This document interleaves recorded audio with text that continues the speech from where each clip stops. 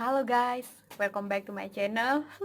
Dan aku senang sekali hari ini bisa bertemu kalian lagi. Dan di video kali ini aku bakal ngomong banyak ke kalian.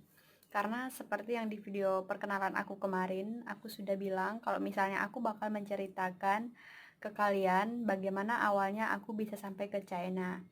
Nah, buat kalian yang kemarin bertanya, bahkan buat kalian yang lagi nonton video ini yang mungkin penasaran bagaimana cerita awalnya aku bisa sampai ke China, kalian tetap nonton video ini sampai akhir, oke?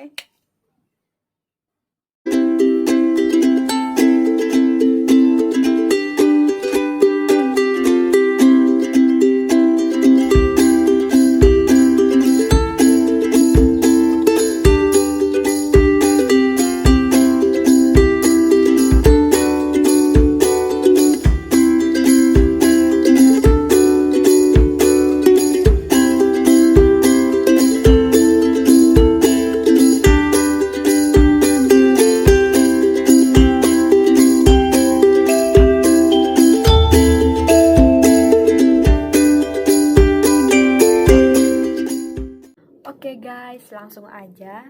Dan pertama aku mau kasih tahu ke kalian, kalau misalnya aku berkuliah di China bukan atas rencana aku dari awal, dan aku berkuliah di China itu bukan cita-citaku juga dari dulu.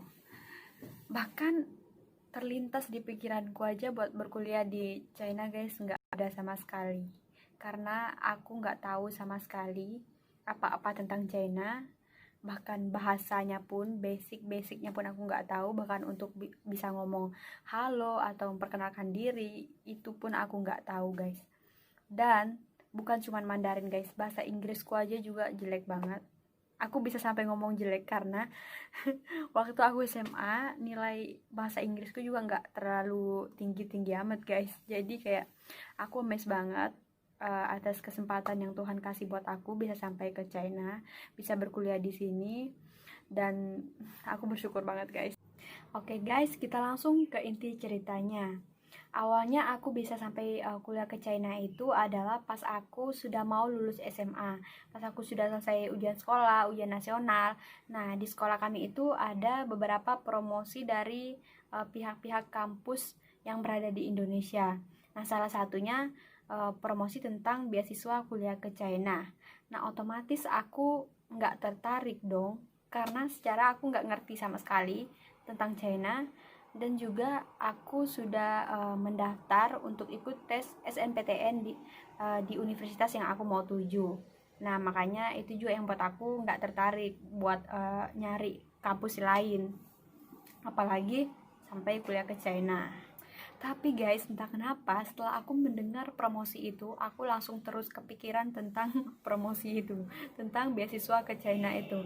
Dan aku bahkan langsung ngomong ke kedua orang tuaku. Aku ceritain kalau misalnya tadi di sekolah ada promosi tentang beasiswa ke China, dan aku kasih tahu persyaratan-persyaratannya dan biaya-biayanya pun aku kasih tahu. Dan mereka awalnya nggak percaya dong, karena secara ini kuliah luar negeri dan persyaratan-persyaratannya dan juga biayanya nggak terlalu membebankan, nggak terlalu sulit gitu. Jadi itu yang buat mereka nggak percaya juga. Nah, aku pun awalnya juga sempat nggak percaya, tapi karena aku dengar salah satu temanku yang bilang kalau misalnya ada kakak kelas kami yang kuliah di China juga dan dia sudah mau lulus. Jadi kayak itu juga yang buat aku percaya dengan adanya promosi itu. Nah, aku ceritain itu juga sih ke orang tua aku ceritain kalau misalnya ada kakak kelas kami juga yang kuliah di sana dan dia sekarang sudah mau lulus. Dan mereka akhirnya mulai percaya gitu, dan mereka ngomong, ya udah kalau misalnya kamu percaya dan kalau misalnya kamu yakin, kamu daftar aja. Dan aku pun pas mereka ngomong gitu, aku kembali bingung dan aku nggak ada keputusan buat langsung ngedaftar gitu, karena aku sudah terlanjur ikut tes SNPTN di kampus yang aku mau tuju tadi. Jadi aku kayak mikir kalau misalnya aku ikut yang jalur beasiswa ini, yang jalur SNPTN ini bagaimana, aku mikir gitu juga sih. Jadi kayak aku semakin bingung guys saat itu. Tapi guys, karena deadline untuk daftar ikut beasiswa ini nggak lama, karena mereka yang promosi ini nih besoknya bakal langsung berangkat lagi ke kota lain untuk promosi-promosi ke sekolah-sekolah lain juga tentang beasiswa ini. Jadi mereka itu di kota kami tinggal cuman sehari doang. Jadi kayak aku mikir, sekarang aku sudah nggak punya banyak waktu untuk bingung-bingung, jadi aku mutusin buat daftar langsung. Jadi aku kayak langsung hubungi orangnya, jadi aku langsung ketemu sama orangnya, dan aku bilang ke orangnya kalau misalnya aku mau daftar, dan aku dikasih langsung formulir dan aku isi langsung, dan mereka juga langsung kasih tahu persyaratan-persyaratannya di situ. Dan puji Tuhannya persyaratan-persyaratannya aku bisa langsung kasih ke mereka, karena aku juga sudah lihat di brosur-brosurnya kalau misalnya berkas-berkas yang harus dikumpulkan itu aku puji Tuhannya sudah lengkap. Dan akhirnya setelah itu aku sudah isi formulirnya dan aku resmi terdaftar. Nah, selang seminggu setelah aku daftar guys, hasil SNPTN ku keluar dong. Dan hasilnya menyatakan kalau misalnya aku keterima di universitas yang aku mau tuju. Dan di situ aku kembali bingung lagi dong. Kayaknya aku nih orangnya suka bingung deh. Tapi kalau misalnya kalian pilih yang mana? Jalur SNPTN atau beasiswa ini? Aku juga bingung saat itu guys. Tapi ternyata aku mengambil keputusan buat ikut jalur beasiswa ini, karena aku mikir sih pas saat itu kalau misalnya ini benar-benar sebuah kesempatan besar buat aku bisa kuliah ke luar negeri, bisa kuliah ke China, apalagi persyaratan-persyaratannya dan biayanya bisa aku penuhi guys. Jadi kayak ya udah aku ngambil keputusan untuk ngikut jalur beasiswa ini. Dan karena saat itu keputusanku sudah bulat guys, kalau misalnya aku bener-bener memutuskan untuk ngambil jalur beasiswa itu. Jadi mulai saat itu aku sudah mulai mempersiapkan diri aku, sudah mulai mempersiapkan segala sesuatu yang dibutuhkan. Kayak salah satunya sudah mulai mengurus paspor. Dan mengurus paspor ini pun ada ceritanya lagi guys. Kenapa aku sampai bilang ngomong gitu? Karena aku ngurus paspor ini sampai kurang lebih 1 minggu guys. Padahal yang aku dengar-dengar dari beberapa teman-temannya aku yang mereka juga ngurus paspor, mereka itu ngurusnya kurang lebih dalam waktu 1, 2, atau 3 hari guys, sekitar itu. Tapi aku ngurus paspor sampai seminggu guys, karena ternyata di daerahku ngurus paspor itu juga lumayan ribet. Karena pas mereka tahu kalau misalnya aku mau kuliah ke China, mereka itu benar-benar butuh sesuatu yang meyakinkan kalau memang aku ke China itu untuk berkuliah, bukan untuk jadi TKI atau jadi TKW.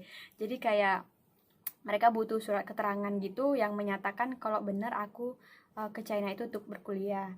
Jadi mereka minta surat keterangan gitu guys dari pihak sekolah, dari pihak kabupaten, bahkan mereka minta surat keterangan dari pihak yang datang promosi beasiswa ini guys. Karena pihak yang datang promosi beasiswa ini kan mereka itu dari pihak salah satu agen yang bekerja sama universitas-universitas di China. Jadi saat itu juga aku langsung menghubungi pihak agennya, dan aku langsung ngomong kalau misalnya aku butuh surat keterangan untuk pengurusan paspor. Dan puji Tuhannya mereka langsung bertindak, mereka langsung mengurus suratnya, dan mereka langsung ngirim email ke aku. Isi emailnya itu surat keterangan itu ya. Dan aku langsung ngeprint surat itu, aku langsung serahin ke orang yang ngurus paspornya. Dan akhirnya puji Tuhannya dalam kurang lebih 1 minggu pasporku selesai guys.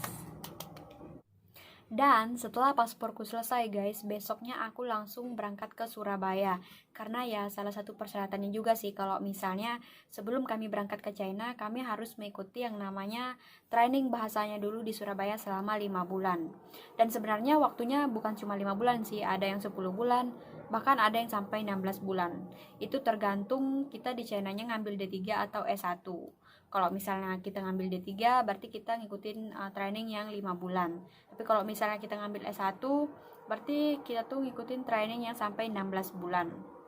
Dan selama training di Surabaya aku ngekos, dan untuk biaya kos dan biaya hidupku di Surabaya itu masih dalam tanggungan pribadi, belum termasuk beasiswanya. Dan untuk trainingnya sendiri pun aku masih mengeluarkan biaya, tapi menurutku lumayan murah dibanding kita itu ngambil les privat ya. Jadi menurutku lumayan murah sih. Dan selama training di Surabaya itu kami itu bener-bener belajar dari dasar-dasarnya, bener-bener belajar dari basic-basicnya. Mungkin bagaimana cara kita nyapa orang, bagaimana caranya minta tolong, dan bagaimana caranya kita memperkenalkan diri, bahkan bagaimana caranya ngitung dari 1 sampai 10 dalam bahasa Mandarin. Itu pun kami pelajari guys. Jadi kayak bener-bener dari dasar-dasarnya.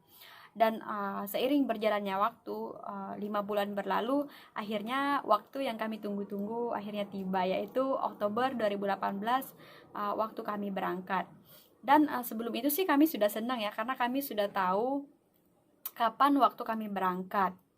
Dan pas kami berangkat itu, menurutku sih perjalanan dari Indonesia ke China itu lumayan panjang, karena kami harus transit dulu. Waktu itu kami transit di Singapura, habis itu langsung ke China. Dan sesampainya aku di China guys, aku langsung speechless gitu, kayak karena aku nggak nyangka akhirnya aku tiba di China.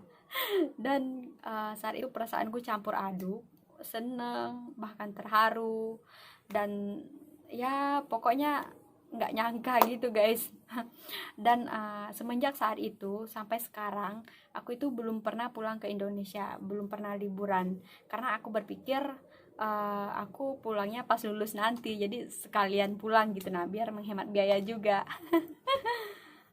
Jadi guys, aku juga minta doanya dari kalian, semoga aku bisa cepat menyelesaikan pendidikanku di sini dengan lancar, dan aku juga bisa cepat pulang ke Indonesia, karena sekarang aku kangen banget sama Indonesia, aku kangen banget sama keluargaku, dan masakan-masakan Indonesia juga aku kangen banget.